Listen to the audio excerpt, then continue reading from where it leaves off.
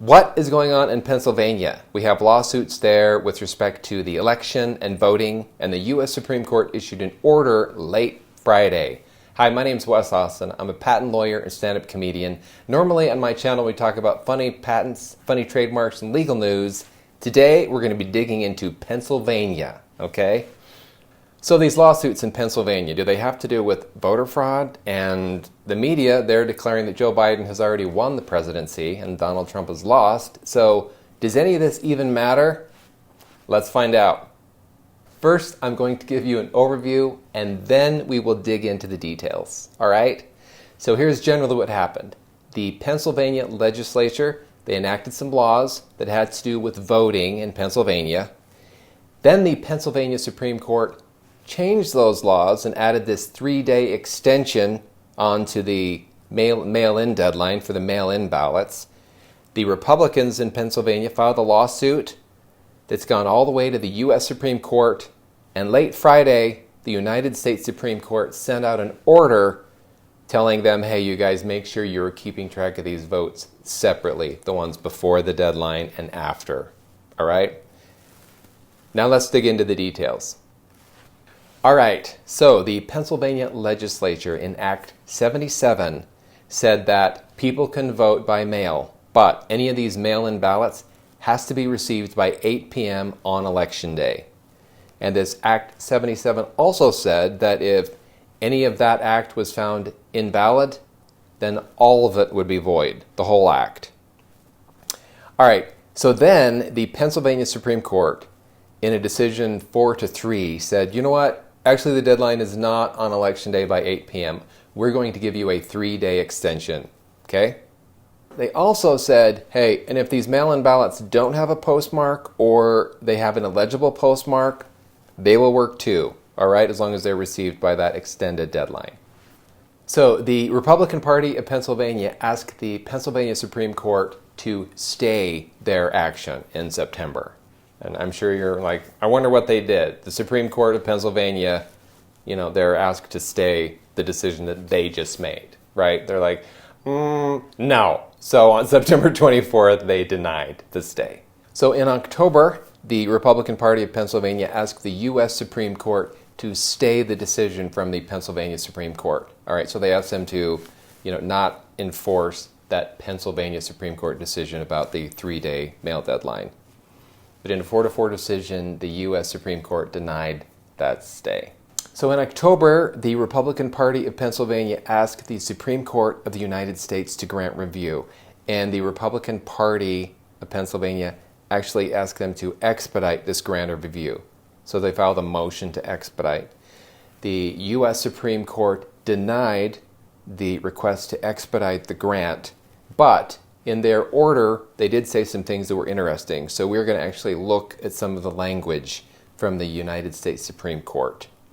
Now remember, this is in their order where they denied granting an expedited review. All right, so you can see this is from the Supreme Court. The Republican Party of Pennsylvania against Kathy Boockvar, the Secretary of State for Pennsylvania. And this is on their motion to expedite consideration of the petition for writ of certiorari. So in the decision, we have this language. The Supreme Court of Pennsylvania has issued a decree that squarely alters an important statutory provision enacted by the Pennsylvania legislature pursuant to its authority under the Constitution of the United States to make rules governing the conduct of elections for federal office.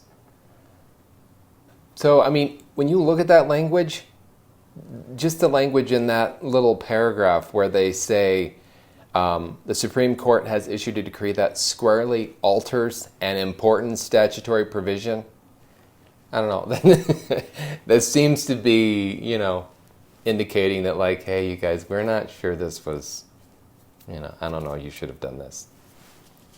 So here is another paragraph from that decision. It would be highly desirable to issue a ruling on the constitutionality of the state Supreme Court's decision before the election. That question has national importance, and there is a strong likelihood that the state Supreme Court decision violates the federal Constitution. The provisions of the federal Constitution conferring on state legislatures, not state courts, The authority to make rules governing federal elections would be meaningless if a state court could override the rules adopted by the legislature simply by claiming that a state constitutional provision gave the courts the authority to make whatever rules it thought appropriate for the conduct of a fair election. All right, so far, this 3-day extension that the Pennsylvania State Supreme Court added in there, it's not looking good. It is not looking like this will be constitutional just based on the language that we're seeing from this decision from the Supreme Court. So if the U.S. Supreme Court thought this was going to be unconstitutional, why didn't they just say it in this decision? Why didn't they grant this motion to expedite? Here's what they said in their decision. But I reluctantly conclude that there is simply not enough time at this late date to decide the question before the election. All right? So that's why they didn't have a full decision on this before the election. They just didn't have time.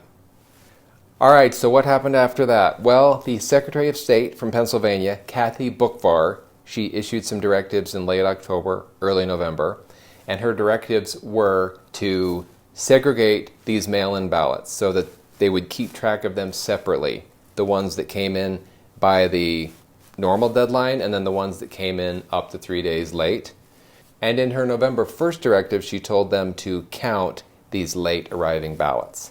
So on Friday, November 6th, the Republican Party for Pennsylvania filed an emergency application for an injunction with the United States Supreme Court. Now, they were about these directives from Boockvar. They were worried that these directives, they weren't binding, and they didn't know if these counties were going to be following them. So we are going to actually look at some of the language in this application for an emergency injunction that was filed on Friday, November 6th. You can see here, this was filed by the Republican Party of Pennsylvania, and it's an emergency application for injunction pending certiorari review. So the Republican Party of Pennsylvania said there are 2 reasons why these directives from Secretary of State Boockvar were not adequate. Let's look at the language from their brief. For at least 2 reasons, the Secretary's guidances are not satisfactory or sufficient to preserve the Republican Party's rights to a targeted remedy if the state Supreme Court's decision is ultimately overturned. First, the Secretary's guidances are not binding on Pennsylvania's 67 county boards of elections. Second, the Secretary has reserved the right to change her guidances or to provide further direction regarding the ballots subject to the Supreme Court's decision. The application went on to say, in short, an order from the court is badly needed, but given some counties' boards' refusal to confirm that they are segregating ballots and the Secretary's changing guidance, an order requiring segregation of ballots may not suffice to preserve RPP's appellate rights. RPP therefore now asks the court for an order directing Respondent Secretary of State Boockvar and the county boards of elections, pending certiorari review or further order of the court, to log, to segregate, and otherwise to take no further action related to any mail-in or civilian absentee ballots received after the General Assembly's receive by deadline. And they were referring to the legislature's deadline of Election Day. Their application also had a nice little summary at the end. We're going to read that language now. Moreover, the counting of votes that are of questionable legality threatens irreparable harm, not only to RPP, its voters, and its supported candidates, but also to all Pennsylvanians and even the country by casting a cloud upon the legitimacy of the election. And here the issues presented is precisely whether the votes that have been ordered to be counted under the Pennsylvania Supreme Court's extension and non-postmarked ballot presumption are legally cast votes under federal law and the U.S. Constitution. The requested relief should be granted for this reason alone. All right, so we were just looking at the emergency application for injunction filed Friday. The U.S. Supreme Court issued an order Friday night. So this is Friday, November 6th. What did they say? All right, let's look at the order. This order is really short, so we are going to look at the whole order. So the order from the Supreme Court of the United States. All county boards of election are hereby ordered, pending further order of the court, to comply with the following guidance provided by the Secretary of the Commonwealth on October 28th and November 1st, namely, that all ballots received by mail after 8 p.m. on November 3rd be segregated and kept in a secure, safe, and sealed container separate from other voted ballots, and 2, that all such ballots, if counted, be counted separately.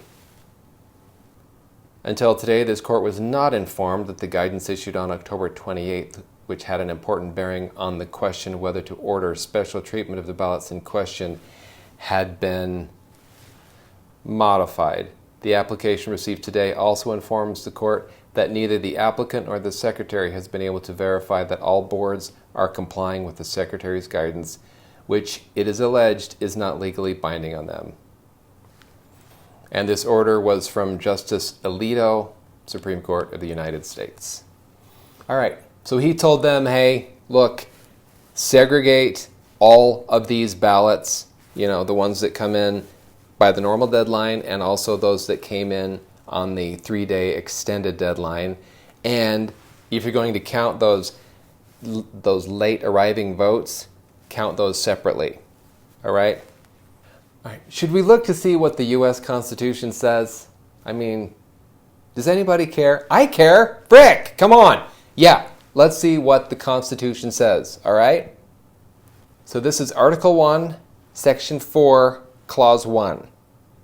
The times, places, and manner of holding elections for senators and representatives shall be prescribed in each state by the legislature thereof.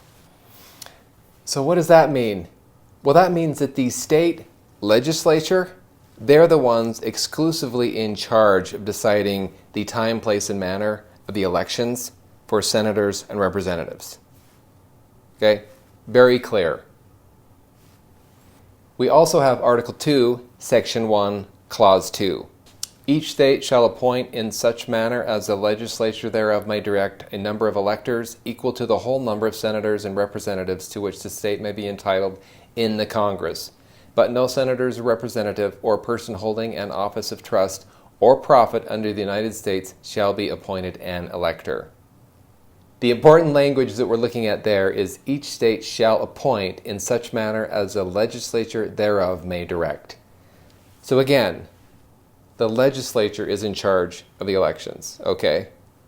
Now I don't know if you know this, but a lot of the states have different rules and laws with respect to the elections in the different states, which is okay because it's up to the state legislatures in each state to decide how to run their elections. But Pennsylvania, their legislature made decisions on certain things and enacted laws, and the Pennsylvania Supreme Court changed those, right? So that's the problem. What do I think is going to happen? Well, I think you're going to see a decision from the United States Supreme Court, probably soon, where they say, hey, that decision from the Pennsylvania Supreme Court is unconstitutional, all right? That's clearly within the realm of what the legislature should be doing. You usurp that authority and try to change it, and you can't do that. Thank you for watching, and tune in again next week.